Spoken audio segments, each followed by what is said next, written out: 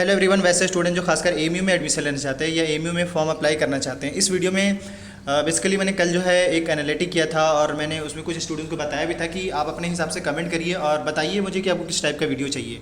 तो ओवरऑल मैंने कल के हिसाब से मैंने एक एनालिटिक किया, उसमें मुझे फाइनल यही समझ में आया कि 4 से 5 ऐसे सवाल है जो हर स्टूडेंट्स का है जो भी इस बार एमयू में एडमिशन लेना चाहते हैं। लेकिन हाँ, अभी इस वीडियो में हम बैचलर प्रोग्राम में लेना चाह रहे हैं उसके बात करें, क्योंकि जो अब तक नोटिफिकेशन आया वो बैचलर के लिए है। जैसे CUET जो बात चल रहा है वो सिर्फ बैचलर की बात चल रहा है, पोस्ट ग्रेजुएशन के लिए नहीं, यानी PG कोर्स के लिए नहीं। चलिए सवाल क्या क्या है वो थोड़ा मैं आपको सुना दूँ, उसके बाद एक एक करके सारा जवाब देंगे। सवाल नंबर 1 ये था कि कोर्स कौन कौन से CUET में शामिल हुए हैं, पहला, या क्या एमयू CUET में शामिल हुए हैं नहीं, ये। दूसरा सवाल ये था कि सपोज अगर मान लीजिए एमयू CUET में शामिल हो गया है तो हमें कैसे पता चलेगा कि हाँ भाई एमयू में ये कोर्स जो है CUET में शामिल हो गया। इसका ये क्वेश्चन नंबर 2 था। क्वेश्चन नंबर 3 ये कि क्या मुझे अलग अलग एग्ज़ाम देना होगा, एक ही एग्ज़ाम देना होगा। थर्ड थिंग ये, फोर्थ थिंग ये कि फॉर्म को लेकर कि फॉर्म कब आएंगे, एमयू के फॉर्म कब आएंगे उसको लेकर। एंड फिफ्थ ये कि सिलेबस को लेकर, जैसे सपोज करें कोई स्टूडेंट्स BLLB के लिए देना चाहते हैं तो उसके सिलेबस क्या है, एमयू ने क्या सिलेबस रखा है। इसके साथ ही कोई B honours political science, history, geography, economy, B.Ed के लिए इन सभी के सिलेबस को लेकर एमयू ने क्या बताया है वो उसके बारे में। तो चलिए एक एक करके हम पॉइंट वाइज बात करेंगे। सबसे पहले मैं आपको रिमाइंड कर दूं, अगर आपको पता करना है कि क्या एमयू CUET में शामिल हुए या नहीं, तो आपको यहाँ से साफ दिख रहा होगा ये, अगर इसको समझ पा रहे तो साफ करें एमयू कैट काउंसिल अप्रूव्ड CUET प्रपोजल, मतलब एमयू ने कन्फर्म कर दिया कि यहाँ पे एमयू में CUET होंगे। ये सवाल नंबर 1 का जवाब हुआ। दूसरा फिर सवाल ये था कि कैसे पता चलेगा या कौन कौन से कोर्स गए हैं, कैसे पता चलेगा कि कौन कौन से CUET में शामिल हुए। अभी के हिसाब से मैं आपको थोड़ा यहाँ पे दिखा दूँ कौन नहीं शामिल हुई है, इससे आपको क्लियर पता चल जाएगा। जिसमें अगर देखा जाए तो B.Tech, post graduate, class 11, diploma, school और अदर कोर्स जो है कुछ जो CUET में शामिल नहीं हुए हैं इस बार। मतलब अगर जो स्टूडेंट्स एमयू में B.Tech में लेना चाहते हैं, BArch में, पोस्ट ग्रेजुएट में, क्लास 11 में, डिप्लोमा में, स्कूल में और कुछ अदर और भी कोर्स है जैसे ब्रिज कोर्स वगैरह, शायद उन सब में आई थिंक वो CUET में नहीं गए हैं, ये यहाँ पे मेंशन है। बाद बाकी कहेंगे सर हमें डिटेल कैसे मिलेगा, कैसे पता चलेगा, तो उसके लिए एक फाइनल आपको आज हम सोल्यूशन दे रहे हैं। देखिए जो चीज़ अगर वीडियो में नहीं समझ में आए तो कमेंट कर दीजिएगा सिस्टमेटिकली कि सर मुझे ये चीज़ समझ में नहीं आ रहा, आप मुझे एक्सप्लेन कर दीजिएगा, तो अगले वीडियो में उसको जरूर बता देंगे। खैर, अब हम बात करते हैं कि आपको फाइनल का कैसे पता चलेगा सिलेबस को लेकर और ये कौन कौन से कोर्स को लेकर।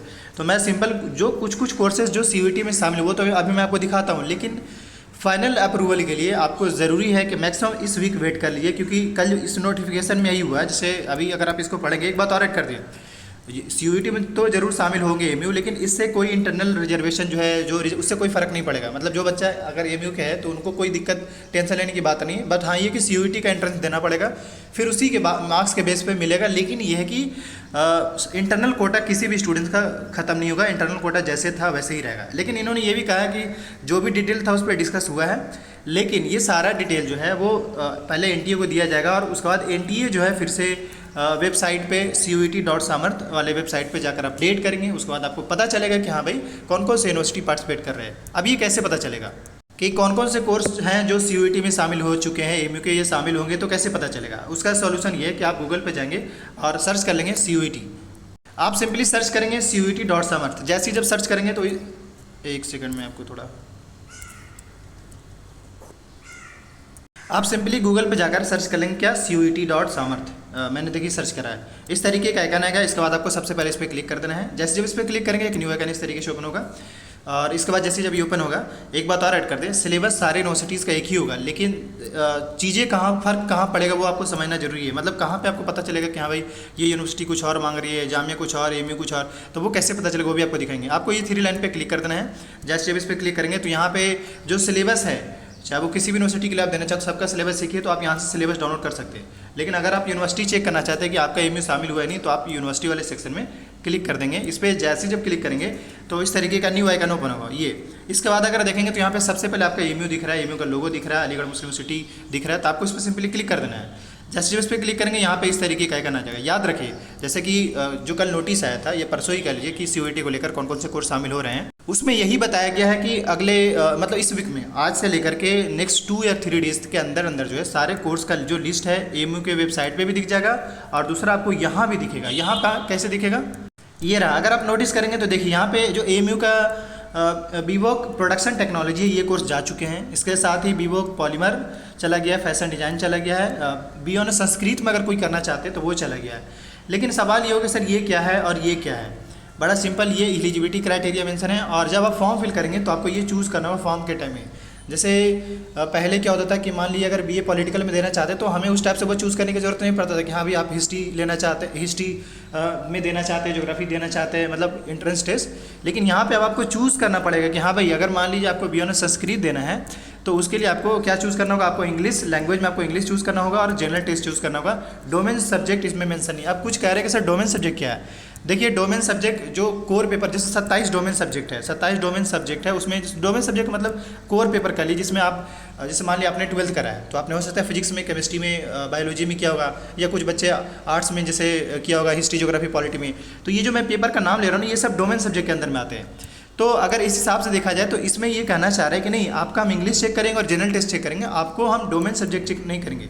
मतलब आपको संस्कृत 12th का संस्कृत पढ़ने की ज़रूरत नहीं है। तो यही मैं कहना चाह रहा हूँ कि अलग अलग यूनिवर्सिटीज़ का अलग अलग डिमांड है। मैं आपको क्लियर कर दूँ, जैसे अगर कोई स्टूडेंट जामिया में बीए हिस्ट्री लेना चाहते हैं तो उस स्टूडेंट को सिर्फ हिस्ट्री पढ़कर एंट्रेंस देना होगा, सिर्फ हिस्ट्री पढ़कर देना होगा। तो अगर जो बंदे वो हिस्ट्री से पढ़ कर देंगे यानी हिस्ट्री, तो फिर उनको क्या करना होगा, फॉर्म फिल करने टाइम हिस्ट्री सेलेक्ट करना पड़ेगा और वो हिस्ट्री में ही दे पाएंगे। अब वो चाहेंगे कि भाई कुछ भी फिल कर दे तो फिर उनके साथ दिक्कत हो, वो किसी भी यूनिवर्सिटी के लिए एलिजिबल नहीं हो पाएंगे, याद रखिएगा। इसलिए मैं कह रहा हूँ कि हर यूनिवर्सिटी का जाकर चेक करिए। चेक करने के लिए क्या, अभी जो प्रोसीजर दिखा है इस तरीके से आपको दिख गया। अभी मैं आपको एक एग्जांपल देता हूँ जामिया का, आपको क्लियर समझ में आ जाएगा। अभी देखिए जैसे मैंने संस्कृत दिखा है, इसके बाद जो है पर्सन का दिखा है। अब जो बंदे पर्सन में लेना चाहते हैं उनको क्या करना है, सिंपल इंग्लिश और जनरल टेस्ट की तैयारी करना है। सवाल एक हो सकता है सिलेबस, तो अभी मैंने आपको सिलेबस का दिखा दी कि भाई सिलेबस कैसे पता चलेगा। अब इसके बाद फॉर्म की बात करें तो ये जो कोर्स मैं दिखा रहा हूँ इन सभी कोर्स का फॉर्म आ चुका है। ये जो कोर्स अभी हम दिखाना चाह रहे हैं, जैसे बियॉन्ड हिंदी में अगर देखा जाए तो इससे स्टूडेंट्स को जनरल टेस्ट याद रखें। मैं आपको क्लियर कर दूँ फॉर्म कैसे फिल करना, उस पर मैंने वीडियो बनाया, लेकिन आज एक वीडियो अपलोड होगा उसमें मैं बताऊंगा कि अगर कोई स्टूडेंट्स बियॉन्ड हिंदी लेना चाहते हैं तो उसको क्या करना होगा। वो वीडियो जरूर देख लीजिएगा, अराउंड 2 PM के आसपास में अपलोड होगा, वो देख लीजिएगा सारे MU स्टूडेंट्स के लिए। अब उसके बाद देखा जाए तो BSc में ऑनर्स में होम साइंस सिर्फ गया, बाकी अभी कोर्स जो है अभी नहीं गया है। उसकी बड़ी वजह ये कि कल ही परसों ही मीटिंग हुआ था और ये जो है ना ये आपका देखा जाए तो आई थिंक जो है 6 अप्रैल को ही अपडेट हो चुका था। यानी 6 अप्रैल को ही कुछ कोर्स जो है AMU के CUT में जा चुके थे। अब बाकी रह गया BA LLB, BA BCom, B.Ed का, इनका जो है मैक्सिमम 2 से 3 दिन में आपका क्लियर हो जाएगा। मैं यही कहना चाह रहा हूँ यहाँ। दूसरा इस तरीके से मैं आपको एक और दिखाता हूँ, जैसे अभी हम क्या करते हैं आपको जामिया का दिखाया, क्योंकि आपको जामिया में क्योंकि ज़्यादातर ऐसे बच्चे होते हैं जो AMU जामिया के दोनों का फॉर्म फिल करते हैं। तो अभी मैं आपको जामिया का दिखाता हूँ। आप जामिया वाले पे आइकन पे क्लिक करेंगे, इस तरीके से मतलब सभी यूनिवर्सिटी का आप लिस्ट चेक कर सकते हैं। अभी जामिया पे आए तो जामिया पे आएंगे तो देखिए अगर किसी स्टूडेंट्स को बियॉन्ड हिंदी करना है तो देखिए ये क्या कर रहे हैं, आप ये कहना चाह रहे हैं कि भाई आप हिंदी 12th में आप हिंदी पढ़ लीजिए और उसी के बेस पे या उसी के बेस पे आपको एंट्रेंस देना होगा। लेकिन कैसे फॉर्म फिल करेंगे तो आपको डोमेन सब्जेक्ट में जो है हिंदी सेलेक्ट करना पड़ेगा, क्योंकि हिंदी जो एक डोमेन सब्जेक्ट है। हिंदी कोई लैंग्वेज टेस्ट नहीं होगा या जनरल टेस्ट नहीं होगा। हिंदी जो होगा आपका वो हिंदी डोमेन नहीं बल्कि ये लैंग्वेज टेस्ट के अंदर, क्योंकि हिंदी इंग्लिश आता है। लैंग्वेज टेस्ट में तो आपका डोमेन सब्जेक्ट में तो आपका हिस्ट्री ज्योग्राफी पॉलिटी इकोनॉमी होगा, जो कि मैं आपको दिखाऊंगा। मैं यही कहना चाह रहा हूँ। देखिए अब मैं एक सिंपल देखिए वहाँ पे आप AMU में देखें तो संस्कृत में उन्होंने क्या कहा था कि हम उस स्टूडेंट्स का लैंग्वेज भी चेक करेंगे और जनरल टेस्ट चेक करेंगे। लेकिन जामिया ने क्या कहा, बोला नहीं हम सिर्फ जनरल टेस्ट चेक करेंगे। तो यही फ़र्क हो रहा है कि देखिए एक यूनिवर्सिटी कुछ और डिमांड कर रहा है, दूसरे कुछ और डिमांड कर रहा है, और आपको उसी हिसाब से ही तैयारी करना होगा, उसी हिसाब से पहले फॉर्म फिल करना पड़ेगा, देन उसके बाद फिर आप एंट्रेंस दे पाएंगे। अब देखिए जैसे बड़ा सिंपल, जिस स्टूडेंट को फ्रेंच और ये फ्रेंकोफोन स्टडीज़ में अगर उनको देना है तो क्या करना होगा, उनको जनरल टेस्ट की सिर्फ तैयारी करना है और फॉर्म फिल करने में उनको जनरल टेस्ट सेलेक्ट करना होगा, तभी वो एक मतलब उस यूनिवर्सिटी में एलिजिबल हो पाएंगे या उस यूनिवर्सिटी में एडमिशन ले पाएंगे। तो ये चीज़ें, बाकी फॉर्म कैसे फिल करना है उसको लेकर, और जो चीज़ नहीं समझ में फिर से कह दो कमेंट कर दीजिएगा। ये रहा सिलेबस को लेकर आपको कैसे पता चलेगा, आपको मैं वो दिखा दूँ एक बार। मैं बैक टू बैक फिर से आप CUT.समर करना है वेबसाइट पर जरूर विजिट करते रहा कर। ये रहा, इस पर क्लिक करेंगे, क्लिक करते ही आपको इस तरीके का आइकन आएगा। इसके बाद आपको यहाँ पे सिलेबस का आइकन दिख रहा है और इस पर जैसे आप क्लिक करेंगे इस तरीके का आइकन आ जाएगा। इस तरीके से जो मैंने आपको दिखाया ना कि AMU जामिया में ये कोर्स हैं, तो हर यूनिवर्सिटी का, चाहे वो इलाहाबाद हो, BHU हो, ये सारी चीज़ आप खुद देख सकते हैं, पढ़िए। जो प्रोसीजर मैंने दिखाया वैसे ही देखिए, ये सब डोमेन सब्जेक्ट का सिलेबस है। जैसे मान लीजिए कोई स्टूडेंट्स पॉलिटिकल साइंस से करना चाहता है, पॉलिटिकल साइंस अगर डोमेन सब्जेक्ट लेना चाहता है, या अगर उस यूनिवर्सिटी में पॉलिटिकल साइंस डोमेन सब्जेक्ट है, वो यहाँ से पॉलिटिकल साइंस का सिलेबस चेक कर सकते हैं। बाकी मैं यही कहूँगा, आने वाले जो भी अपडेट आता है उसको लेकर अपडेटेड रहने के लिए चैनल को सब्सक्राइब कर लीजिए, और अगर किसी खास टॉपिक पर वीडियो चाहिए तो कमेंट कर दीजिएगा। Thank you.